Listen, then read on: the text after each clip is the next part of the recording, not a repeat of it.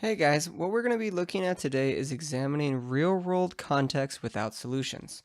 So some of these I'm going to show you. I'm going to show you two, one with a solution and one without a solution. So the hardest part of these problems is basically creating the two equations that you need or setting up the equation based on the word problems. So hopefully I can help you out with that. So let's go ahead and look at our first one. It says Melissa's average grade on her first 6 math scores was 75%. She got 100% on each of her next 2 tests. If her highest score on any possible test is 100%, what grade Melissa get on the next 2 tests in order to have an average of a 90% overall? So we're talking about averages. So remember, you add up the total and you divide about the total amount of tests. So the first piece of information is on her first 6 math test, she got a 75%. So on the first 6, she got 75% of an average. Then it says on her next 2, she got 100% on the next 2. So on the next 2, she got 100%. If she got 100% on the next 2, or excuse me, on the next 2 tests, what would her grade need to be in order for her to get an average of a 90%?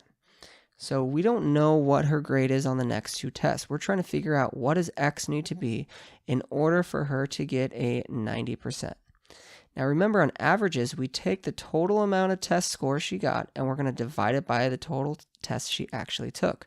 Well, she took 6, 7, 8, 9, 10. So she took a total of 10 tests. So now let's go ahead and figure out exactly what she needs to get in order to average a 90% on her test. So I'm going to go ahead and get rid of that fraction by multiplying both sides by 10. And this is going to give me 6 times 75 plus 2 times 100 is 200 plus 2x is going to equal 900.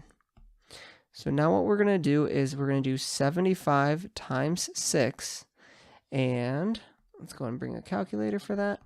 75 times 6 is 450. So we're going to have 450 plus 200 plus 2x is equal to 900. We're going to combine those to get 650 plus 2x equals 900. And we're going to subtract both sides by 650. That will give me 2x is equal to 250. So when I divide both sides by 2, it's going to be x equals 125.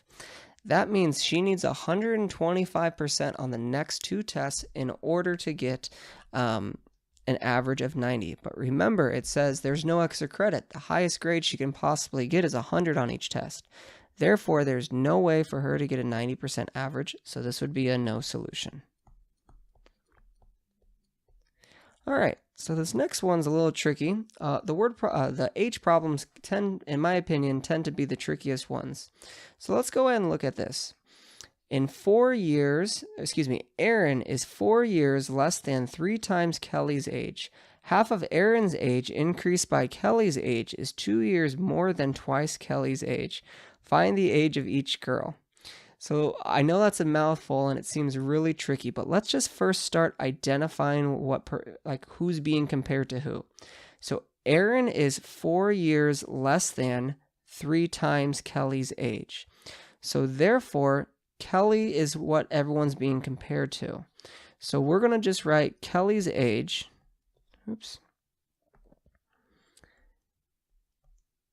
Kelly is just going to be the variable K. Now to find Aaron, let's see what it says. Aaron is 4 years less than 3 times Kelly's age. So if we take Kelly's age and we multiply it by 3, Aaron is 4 years younger than that. Okay? So that's the first part of the tricky part, is just getting that. So remember, figure out who's we need to manipulate. Kelly's just Kelly's age. We don't need to do anything with her, but for Aaron, we need to manipulate Kelly's age. So now let's go ahead and look at this next part. It says half of Aaron's age. All right, well, let's just stop right there. 1/2 of Aaron's age. Aaron's age is 3K minus 4. Increased by Kelly's age. Okay. Well, Kelly's age is just K, so let's just go ahead and increase by Kelly's age is. Now here's a key part. Anytime you hear is, that's going to be the equal sign, okay? So is 2 years more than twice Kelly's age. Well, 2 years more than twice the amount Kelly's age. So after we did all that stuff, we can now go ahead and break it down to figure out what Kelly and Aaron's age is. So let's go ahead and look at this. The first thing what we can do is distribute. So that's going to be 3 over 2K minus 2 plus K is equal to 2K plus 2. All right, so let's go ahead now and combine like terms. Let's see. I'm going to go ahead and add a K over here. So that's going to be 5 over 2K minus 2 is equal to 2K plus 2. My next thing what I'm going to do is I'm going to subtract 2K on both sides. So really quickly, if you guys don't see it, 5 over 2 is just 2 1/2.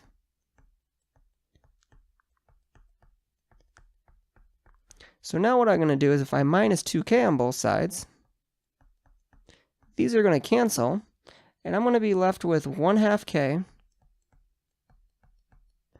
minus 2 is equal to 2. I'm going to add 2 on both sides to get 1/2 of K is equal to 4. And when I multiply both sides by 2, I'm going to do this to get rid of this 1/2. We're going to figure out that Kelly is 8 years old. Okay. Now that I know how old Kelly's age is, all I need to do is go back to Aaron's age and figure out how old she is. So I know Kelly is 8.